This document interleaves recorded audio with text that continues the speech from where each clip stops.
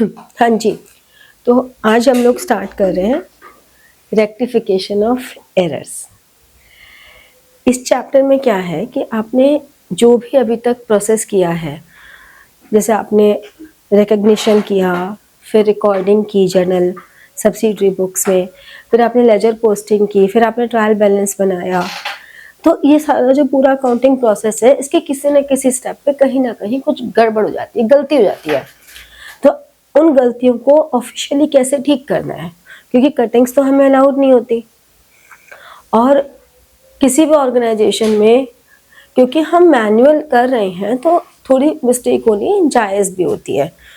तो कैसे हम उन एरर्स को रेक्टिफाई करेंगे, ये हम इस चैप्टर में सीखेंगे।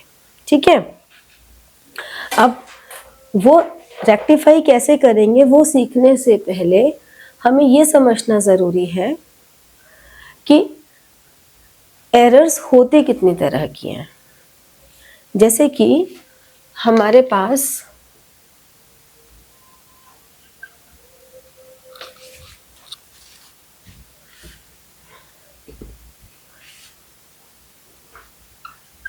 टाइप्स ऑफ एरर्स, 4 तरह की एरर्स हैं। एक है error of omission. Error of omission का मतलब क्या हुआ, कोई एंट्री पूरी तरह से ओमिट हो जाना, या पूरी तरह से ना होके पार्शियली ओमिट हो जाना। मतलब एक हो गया कंप्लीट ओमिशन, एक हो गया पार्शियल ओमिशन।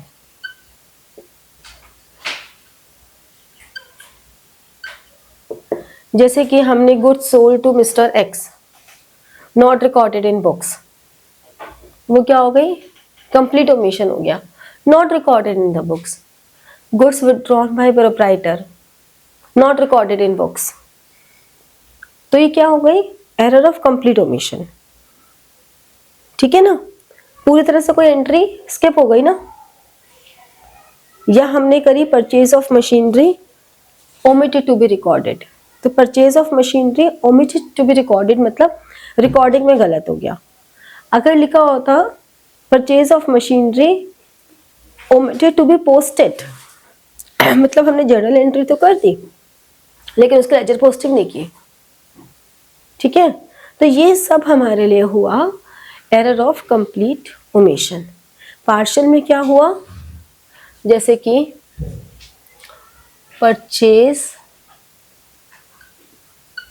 ऑफ मशीनरी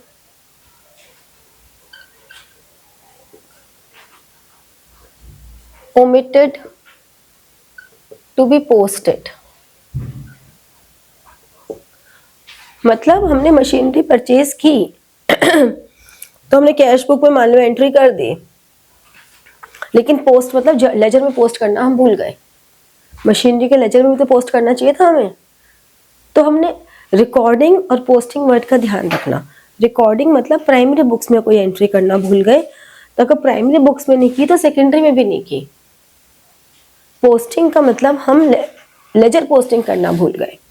ठीक है समझ में आया। तो इस तरह से इसे हम कहेंगे पार्शियल ओमिशन।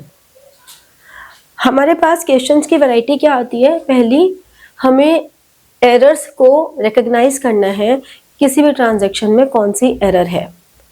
जैसे कि एरर ऑफ ओमिशन हो गया, एरर ऑफ कमीशन हो गया,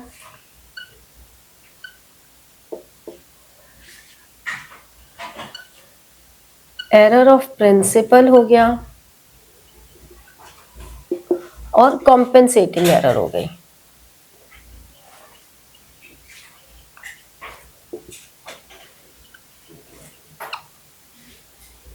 कॉम्पेंसेटिंग एरर, ठीक है। तो हमें सबसे पहले तो ये बताना है कि कोई भी ट्रांजैक्शन में से कौन सी एरर है। दूसरा हमें ये बताना है कि इस एरर की वजह से ट्रायल बैलेंस एग्री होगा या नहीं होगा। ठीक है, बात ये आती है कि रेक्टिफिकेशन हम करते कब हैं। रेक्टिफिकेशन ऑफ एरर्स हम करते कब हैं? या तो हम before preparation of final accounts करते हैं, यानी कि ट्रायल बैलेंस बन गया उसके बाद हम कर रहे हैं, ठीक है ना। जो ट्रायल बैलेंस हमने बनाया उसके बाद हम रेक्टिफिकेशन कर रहे हैं, यानी कि before preparation of final accounts, या फिर हम after preparation of final accounts कर रहे हैं। फाइनल अकाउंट्स प्रिपेयर करने के बाद कर रहे हैं। दोनों तरह से हम कब कर रहे हैं उसके बेसिस पे ही हम आगे का ट्रीटमेंट करेंगे। तो हमारे सिलेबस में सिर्फ ये वाला ही है, मतलब before preparation of final accounts ही है, ये हमारे सिलेबस में नहीं है, ये हमें नहीं करना। हमें सिर्फ ये करना है कि फाइनल अकाउंट्स बनाने से पहले, ठीक है, तो वहां पे ये बातें आती हैं कि क्या इससे ट्रायल बैलेंस एग्री होगा या नहीं होगा। जैसे कि एरर ऑफ ओमिशन में कंप्लीट ओमिशन से ट्रायल बैलेंस पे कोई इम्पैक्ट नहीं आएगा, क्योंकि डेबिट में भी नहीं हुआ, क्रेडिट में भी नहीं हुआ, तो कोई इम्पैक्ट नहीं आएगा। पार्शियल ओमिशन से ट्रायल बैलेंस एग्री, पार्शियल इससे ट्रायल बैलेंस विल एग्री, और पार्शियल ओमिशन से trial balance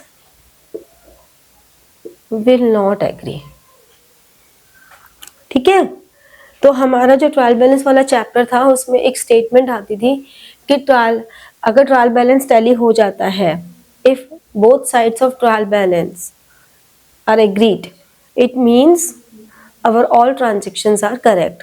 No, trial balance is not a proof of arithmetic accuracy. ये सिर्फ ये बता रहा है कि ट्रायल बैलेंस में basically trial balance is a proof of arithmetic accuracy only. Trial balance से सिर्फ ये पता लग रहा है कि अच्छा ठीक है आपने डेबिट क्रेडिट में सब सही डाला है, लेकिन कुछ गलत डाला है, इसका कहीं कोई रिकॉर्ड नहीं आ रहा। मतलब अगर कोई एंट्री पूरी तरह ओमिट कर दी तो वो ट्रायल बैलेंस नहीं बता रहा आपको, अगर आपने अधूरी करी तो ट्रायल बैलेंस बता रहा है। समझ में आई? अगर मैंने मान लो माही की जगह कार्तिक का नाम लिख दिया तो ट्रायल बैलेंस उस मिस्टेक को नहीं बताएगा, नहीं बताएगा ना। ऐसे ही एरर ऑफ कमीशन, जब आप रॉन्ग अमाउंट लेके चलते हो, किसी भी तरह का रॉन्ग अमाउंट, जैसे 191 की जगह 119 कर दिया, 19 की जगह 91 कर दिया, ठीक है। इस तरह से 202 की जगह 220 कर दिया, कुछ भी इस तरह से अगर हमने कर दिया तो उसे हम कहते हैं error of commission. Error of principle कहता है रॉन्ग डिफरेंशिएट या recognition between capital and revenue expenditure items. हमने मशीनरी परचेज की तो मशीनरी अकाउंट डेबिट होना चाहिए, मशीनरी की इंस्टॉलेशन पे कुछ पे किया तो भी मशीनरी अकाउंट डेबिट होना चाहिए, लेकिन हमने मशीनरी के इंस्टॉलेशन पे जो वेजेस पे किए उसको वेजेस अकाउंट कर दिया। समझ रहे हो? मशीनरी परचेज करेंगे तो मशीनरी अकाउंट डेबिट होगा मशीनरी की इंस्टॉलेशन कुछ खर्च करोगे तो वेजेस अकाउंट की जगह मशीनरी अकाउंट डेबिट होगा, लेकिन हमने क्या कर दिया, हमने वेजेस अकाउंट डेबिट कर दिए, तो ये हमारा रॉन्ग हो गया ना। हमने असेट की जगह उसे एक्सपेंस मान लिया, है ना। तो इसे हम कहते हैं एरर ऑफ प्रिंसिपल, ठीक है। यानी कि हमने रियल पर्सनल नॉमिनल में रॉन्ग क्लासिफिकेशन कर दिया तो भी एरर ऑफ प्रिंसिपल है। फिर compensating error, when one error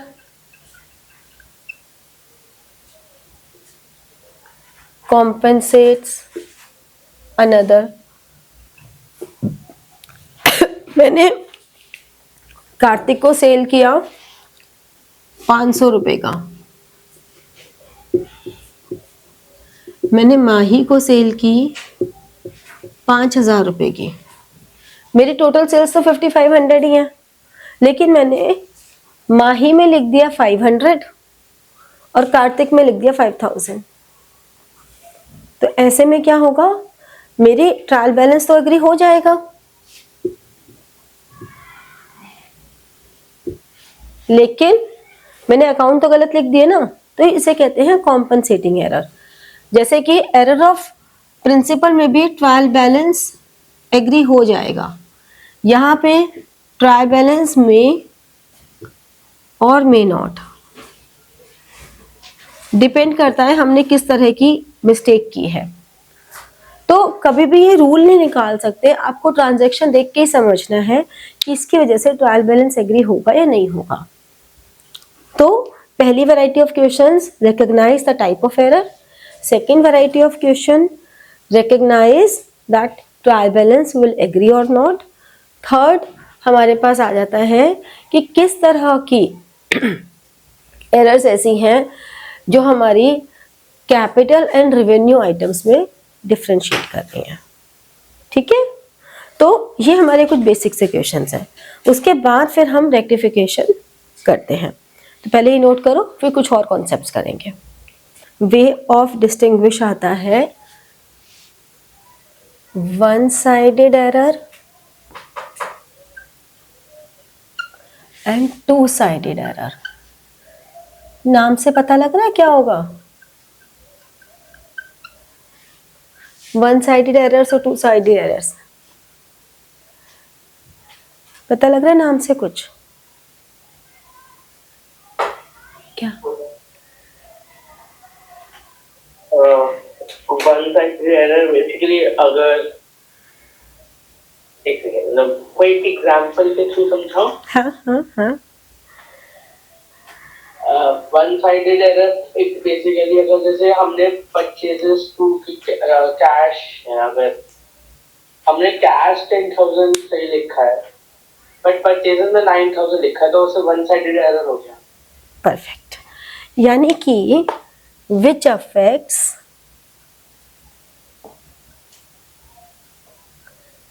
either debit और क्रेडिट साइड, कोई एक साइड पे वो इम्पैक्ट डालती है, और टू साइडेड में which affects both debit and credit side। ठीक है, which affect both debit and credit side। जैसे कि हमने कहा कि cash purchases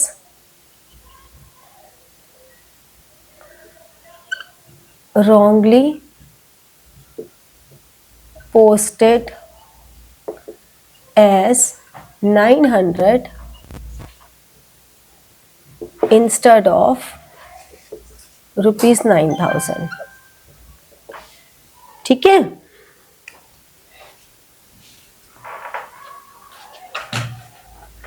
instead of 9,000 posted, मतलब इसकी जो सही एंट्री होगी वो बनी होगी परचेजेस टू कैश, तो हमने कैश बुक में एंट्री की होगी, है ना।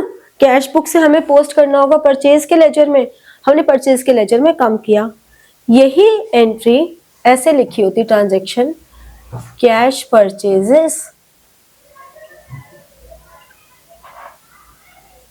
wrongly recorded as rupees 900 instead of rupees 9,000। अब तुम देखो एक ही वर्ड का डिफरेंस है, यहाँ पे पोस्टेड और यहाँ रिकॉर्डेड, पूरे सेंटेंस में एक ही वर्ड का डिफरेंस है।